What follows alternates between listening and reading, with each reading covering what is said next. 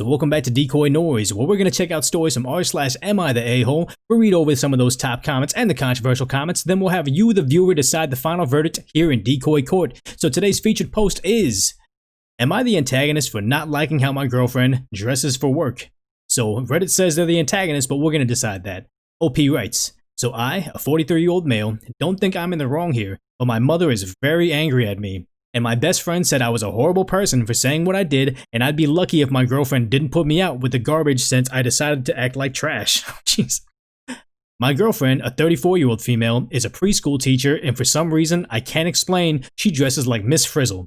Like a dress with the pattern of whatever they're studying. She makes a lot of them herself, now including matching masks. The kids love it, and the parents seem to think it's great. I don't like the amount of attention she gets, honestly. I'd prefer if she came home and changed before running any errands. On Friday, she helped my mom with something after work and she was still in her weird dress. I have told her before I don't like when she dresses that way, but she tells me I don't have to like it, but I have no right how to tell her how to dress. I was upset she went out like that with my mother and told her that my mom said she was embarrassed and to ask she please not dress like that again if they're going out. I was not expecting her to call my mom and apologize. When my mom asked what she meant, she told her what I said. My mom was furious, explained she doesn't have a problem with how my girlfriend dresses and thinks it's great because she spends extra time doing things to engage her students. My mom yelled at me for lying to my girlfriend and trying to throw her under the bus because I was being an insecure jerk. My girlfriend and I got in a huge fight. I said she should be embarrassed to be seen in public like that. She said the only thing she was embarrassed by was me. She hasn't spoken to me or done anything for me since. My friend says I was horrible and called me trash. I shouldn't have lied, but I think my girlfriend should take what I think about her clothes into consideration, and I'm not sorry for expecting her to dress more appropriately in public. Am I really such the antagonist here? Edit.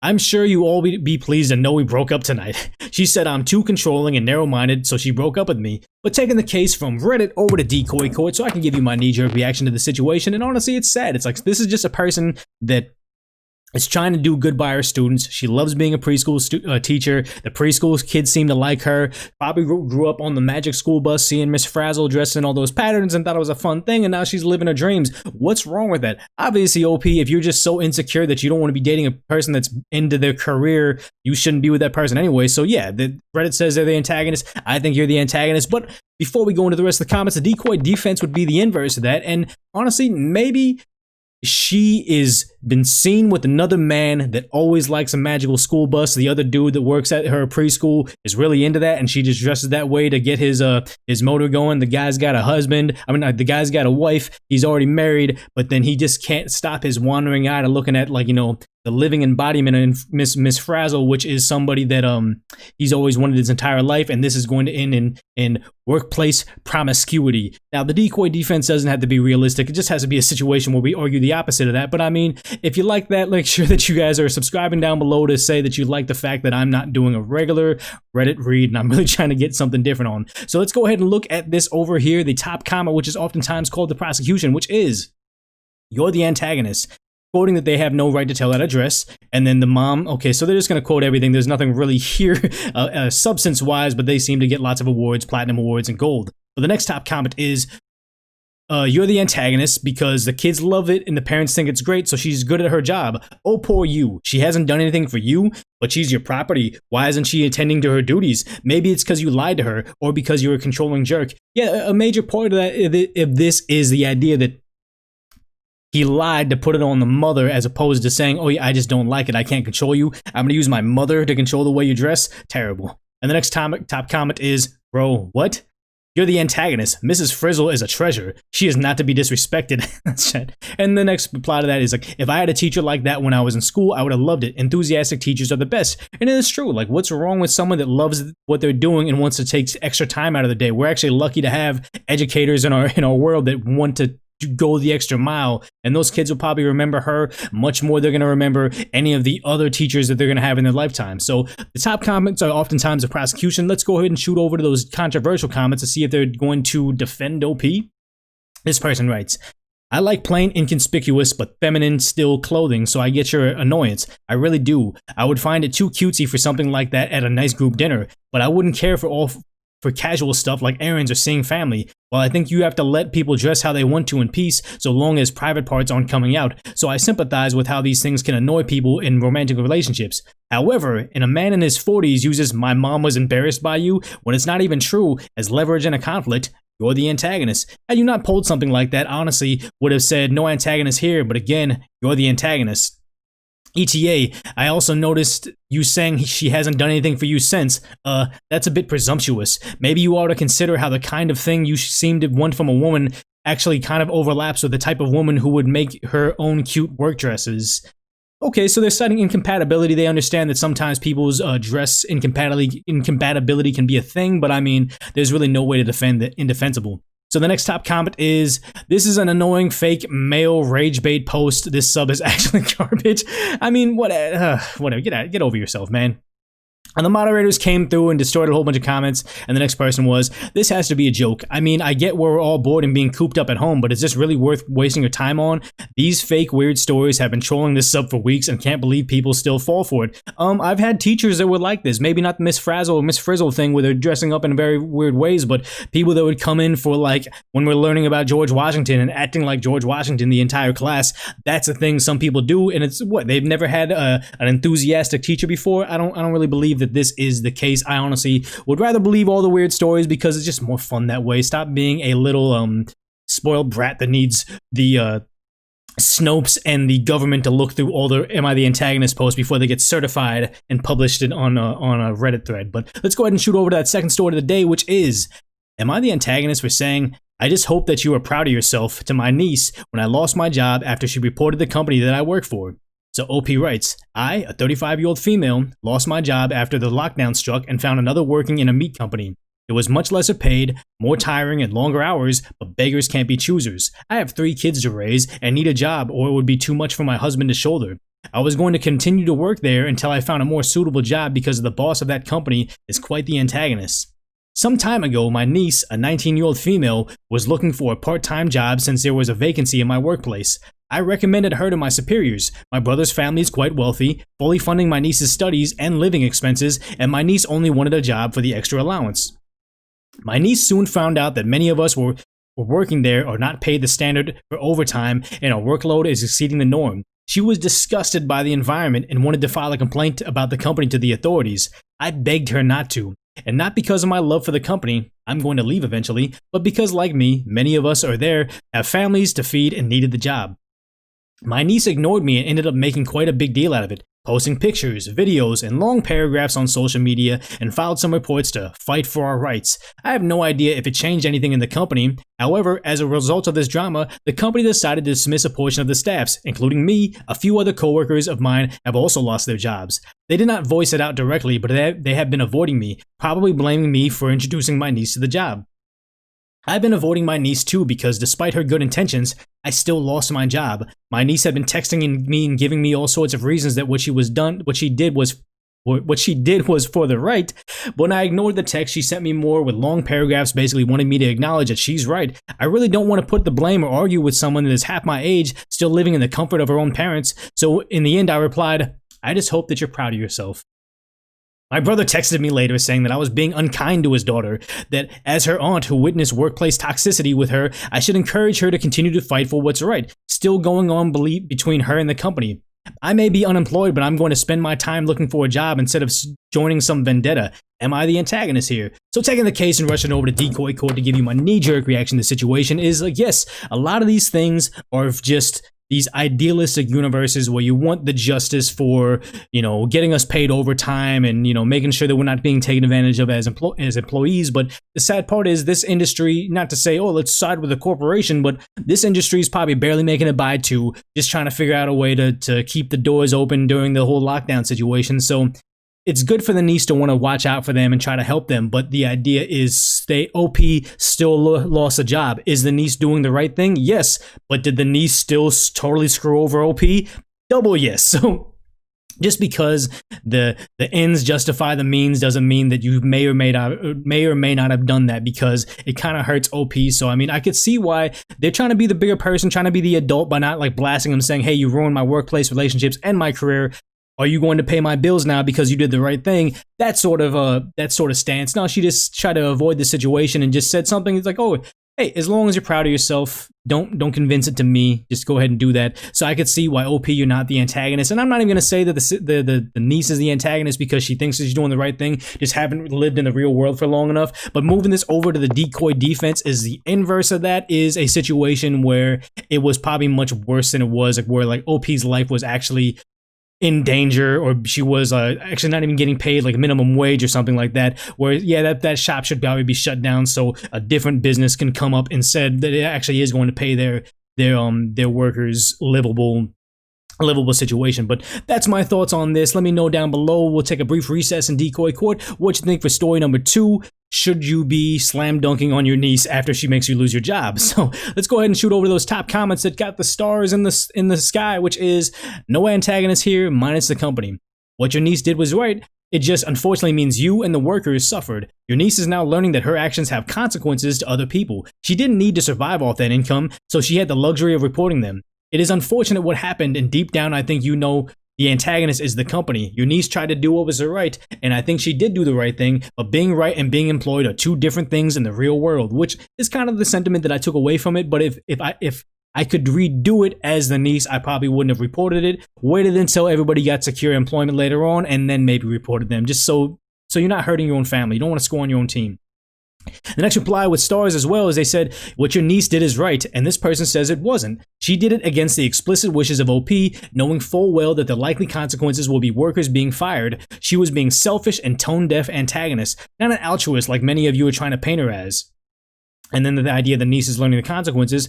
How delightful the niece got to learn a life lesson here. It was only at the expense of people who have just lost their livelihood in the middle of the lockdown. Not that the privileged princess is affected in any way, and she's being completely funded by her wealthy parents. Which is a very true thing, because she suffered none of the consequences, but gets to tip her hat and add some social media points to her Instagram because she did the right thing. So I get this over here.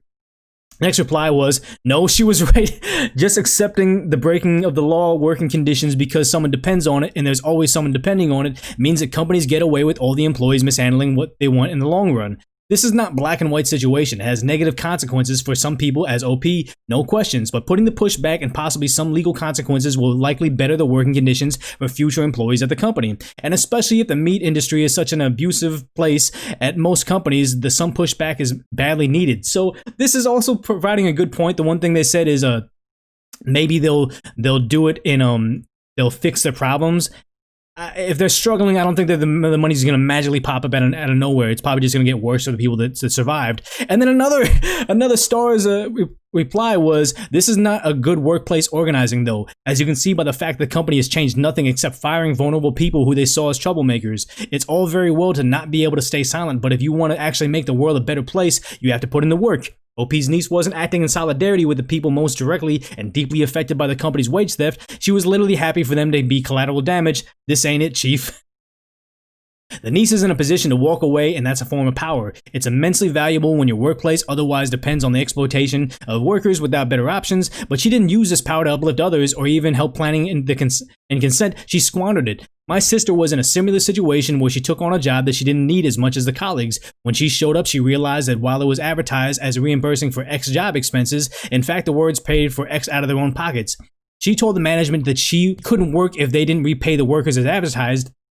They were like, well, we can make special rules for you. She stuck to her guns, and then the company started reimbursing everyone for X as they should have been doing the entire time. This story is a little opposite of that. So they're receiving attention, further edits. Okay, so this one's just going to keep on going. So there was a lot of posts right there. They're back and forth saying it should have been done, it shouldn't have been done. So I like the idea that this was a good discussion, which is something you don't normally see on r/I'm an antagonist or Reddit. But I guess there's one more top stars reply, which is, no antagonist here. Your niece did nothing wrong. The company was breaking the law and screwing people over. Their response to your niece's accusations were even more wrong. They are the antagonist. I can understand why you're upset as you need this job, but getting angry at her for calling out someone who was doing wrong isn't the way to go. The reason all these companies get away with this is because no one calls them out. It genuinely sucks that you're on the bad end of the stick for this, but she isn't to blame. When we focus on attacking the whistleblowers and complainers when they're correct, we're just helping out the dumb companies like this because we aren't looking at the disgusting things they're doing.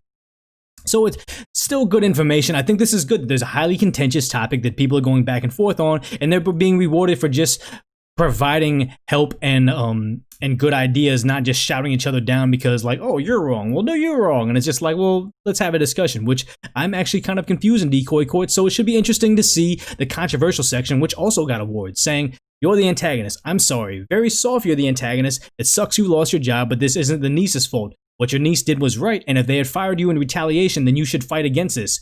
The company you work for is disgusting and 100% deserves to be called out. However, your reaction is exactly what they want you to do as you're directing your anger towards your niece instead of the company. If we start reacting like this to whistleblowers, then it makes it easier for companies to exploit workers, which is exactly what they're doing. I know it sucks, but ultimately if you work with your niece and keep fighting his sort of disgusting business practices, then everyone wins. Expect the company who deserves a huge fine. I do understand your frustration, but ultimately what your niece did was really important, and there needs to be more people like her calling out injustices like this. So it's a controversial section, and I understand that why, because this is the picturesque argument between people that are in real life situations and idealists that have never been in the situation. This whole, like, you know, fighting City Hall and calling them the business out and banding together and getting an expensive lawyer and fighting them in court is just unrealistic sometimes. And it's sad to say that, yes, in a Disney Channel straight-to-TV movie, they'd band together, they'd march on City Hall, get an attorney, and then they'd win millions, and the town would cheer, and the meanie, bad corporate CEO would kick the rocks and say, okay, I guess I'll be a millionaire instead of a billionaire.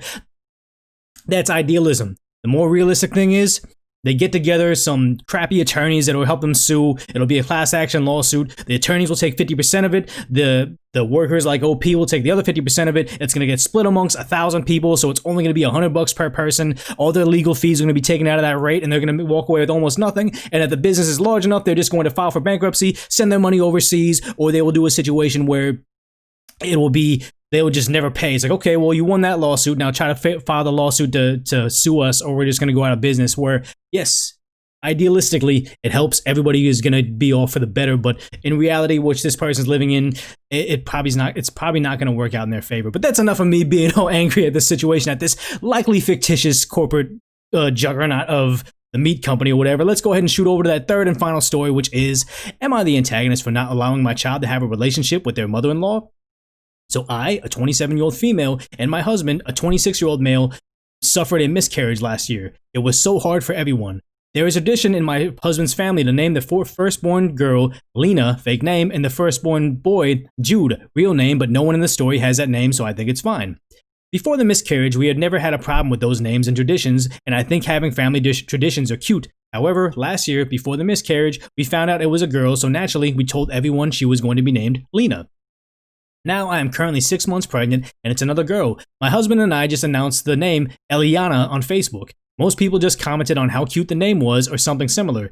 Then my mother-in-law messaged me and started flipping out. She said that she always agreed the baby's first name would be Lena. I told her our first child was named Lena. We argued for a bit, and she sent a message saying, the agreement that your firstborn child. Then she sent another message saying, no matter what we name our child, she will always call her Lena. I immediately blocked her. I showed her the messages to my husband, who was also pissed off. She sent a message to say that we were cutting her off and that she will not get to meet the baby for a long time after it's born. Then he blocked her as well.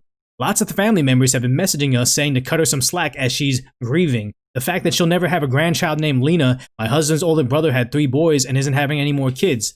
I feel that her comments were super unnecessary, and she isn't respecting the fact that I still think of Lena as my child, but others think I was overreacting and I shouldn't deprive my daughter of a relationship with her grandmother over some stupid remarks. So, am I the antagonist? Edit. Hi, this is Kaya's husband. I'm reading some of your responses, and I just asked us please stop thanking me for sticking up for my wife. When I got married, I married Kaya, not my mother, so of course I'm going to stick with the side of my wife.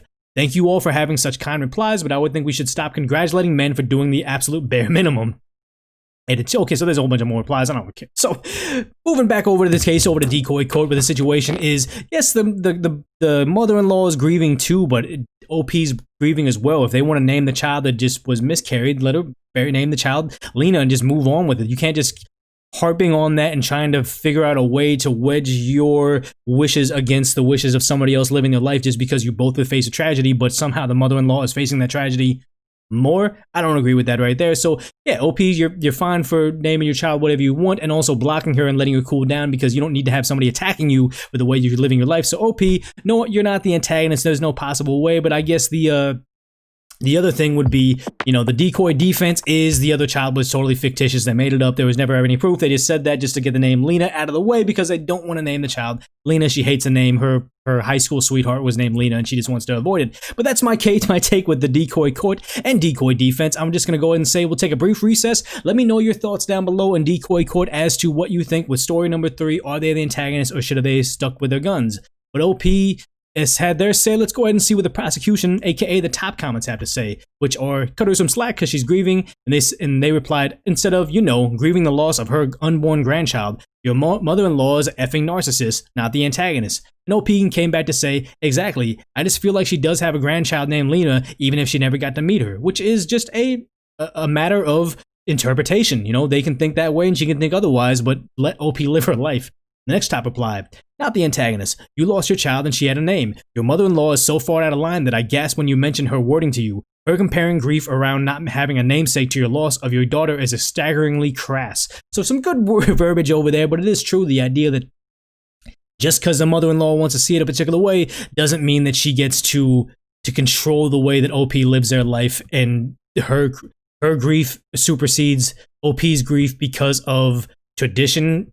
She got the tradition, it's fine. So let's go see the controversial comments to see if anybody is going to contradict the other words, which is, everyone sucks here. Sorry, but I think there's blame all around. I completely understand why you wouldn't want to name your daughter Lena after giving that name to the child you bonded with. No matter when the miscarriage happened, I'm sure you and your husband are still grieving that loss. Also, naming your second daughter Lena takes away from the child that didn't make it. However, I'm not sure if cutting off mother-in-law is the right solution at this time. Give her a chance. Explain why you feel the way you do and how you'd feel hearing your daughter called that name. If she does it anyway, she gets a warning and think about cutting her off.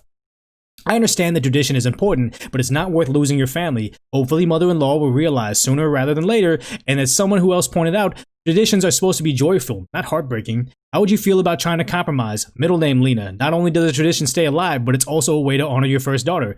By the way, Eliana is such a gorgeous name. I wish the best with your new addition. So I see why this is a controversial comment because they're cutting the mother-in-law too much slack. Yes, she's grieving, but she's still an adult. She should still know better than to assault a grieving mother. She's a grieving grandmother, but a grieving mother about the loss of the first child. Let her do that. And the idea is we need to tiptoe around her and live our life according to her wishes and let her walk all over us. It's like, no, that's not how it goes. OP is entitled to live their own life. So in the end, Decoy Court stands firm, not the antagonist. That's just how I feel about it. But you know, as we kind of go on, let me know if you like the idea that I'm doing more of the Am I the Antagonist? Make sure you subscribe down below. Give me some feedback. Turn on the notifications to join that Decoy Koi pond. But as always, make sure you like the video, share the channel overall. But if nothing else, just go ahead and put this on autoplay and watch the next episode of DecoyNoise and Decoy Court coming up next.